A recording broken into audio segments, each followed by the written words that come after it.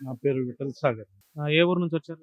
నూజివీడ్ నుంచి వచ్చాను. న్యూజిలాండ్ నుంచి విజయవాడ వచ్చారా? ఉమ్. సార్ ఇప్పుడు ఆంధ్రప్రదేశ్, తెలంగాణలో ఎక్కడ చూసినా కులాల మధ్య, మతాల మధ్య అంటే దేవుళ్ళ మీద గొడవలు జరుగుతున్నాయి. మీరు ఒక బ్రాహ్మణిగా మీరేం చెప్తారు? మతపరం అనేది ఎక్కువైపోయిన మాట వాస్తవం అండి.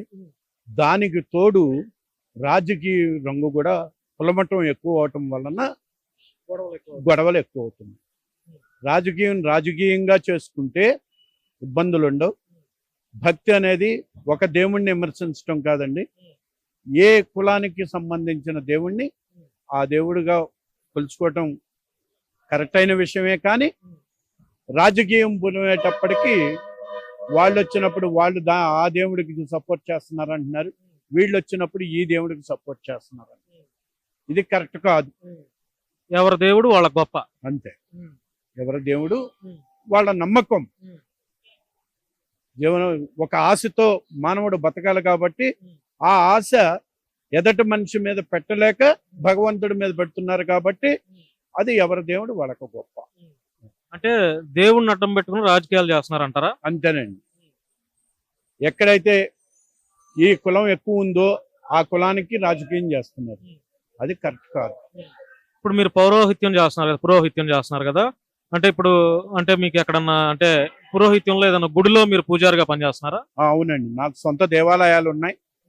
నేను గుడిలో అర్చకత్వం చేసుకుంటున్నాను. ఎక్కడండి దేవాలయాలు ఉన్నాయి?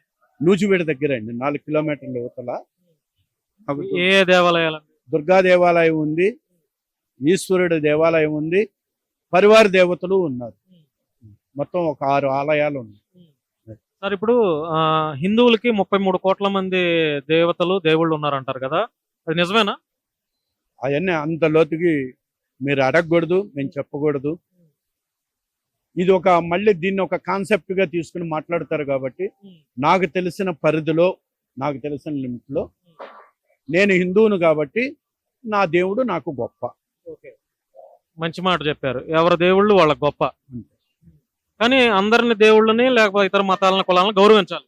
నేను అందరి దేవుళ్ళని ఎక్కడ కనపడినా, బండి మీద వెళ్ళినా, కారులో వెళ్ళినా, నడిచి వెళ్ళినా, ఏ దేవుడు కనపడినా నేను నమస్కరించుకుంటా. మనము గాడ్, ఆయన ఏ మతానికి సంబంధించిన వ్యక్తి అనేది కాదు, దేవుడు అనే ఆయన కాబట్టే ఆయన మనం గుర్తించాం. కాబట్టే వారికి ఒక ఆలయము, ఒక నిర్మాణము, ఒక పూజలు, ఒక సంస్కారంగా చేస్తున్నారు. కాబట్టి దేవుడు అని కొలవటంలో తప్పులేదు. సార్ ఇప్పుడు చంద్రబాబు నాయుడు గారి పరిపాలన మీద మీ అభిప్రాయం ఏంటి? No comment sir. నేను చెప్పగలిగింది, ఇప్పుడు చంద్రబాబు నాయుడు గారు మంచివారు కాదు అని అంటే రేపు నా అడ్రస్ ఎక్కడా అని నన్ను అడుగుతారు. అదే జగన్ గారు మంచిగా చేశారు అని అంటే ఈయన జగన్ మంచి కావచ్చు, లేకపోతే లోపలేద్దామని అంటారు. నేను రాజకీయంగా చెప్పదలుచుకోలేదు సార్. సర్వే జనో సుఖినో భవంతు, అందరూ బతకాలి, అందులో నేను ఉండాలి అనే కాన్సెప్ట్ తప్ప నాకు రాజకీయంగా ఇంట్రెస్ట్ లేదు. నేను ఇప్పుడు ప్రజెంట్ బీజేపీలో ఉన్నాను. నేను హిందూ ధర్మ పరిషత్తు కోసం నేను బీజేపీలో జాయిన్ అవ్వాల్సి వచ్చింది. నేను బీజేపీలో చేస్తున్నాను. అంటే హిందూ ధర్మం పరిరక్షణ కోసం బీజేపీలోనే జాయిన్ అవ్వాల్సిన అవసరం ఏముంది?